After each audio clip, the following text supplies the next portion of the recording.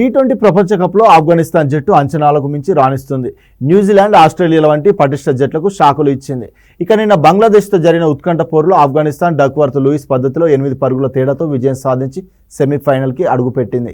Cricket ప్రపంచ cup చరిత్రలో ఆఫ్ఘనిస్తాన్ సెమీఫైనల్కు చేరుకోవడం ఇదే తొలిసారి కావడం విశేషం. సెమీఫైనల్కు చేరడంతో ఆఫ్ఘనిస్తాన్ ఆటగాళ్లు భావోద్వేగానికి లోనయ్యారు.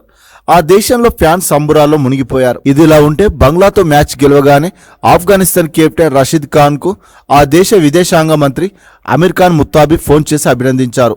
అద్భుతంగా ఆడారంటూ ఆటగాళ్లను ఆయన అభినందించాడు.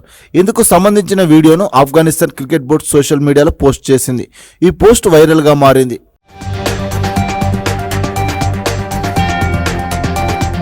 నిన్న జరిగిన మ్యాచ్లో ఆఫ్ఘనిస్తాన్ మొదట బ్యాటింగ్ చేయగా నిర్ణీత 20 ఓవర్లలో 5 నష్టానికి 115 పరుగులు చేసింది. అనంతరం బంగ్లా లక్ష్య ఛేదనకు దిగగా ఇన్నింగ్స్ మధ్యలో వర్షం అంతరాయం కలిగించింది.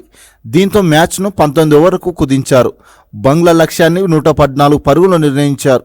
అయితే బంగ్లా 17.5 ఓవర్లలో 105 పరుగులకే ఆలౌట్ అయింది. దీంతో ఆఫ్ఘన్ 8 పరుగుల తేడాతో గెలిచింది.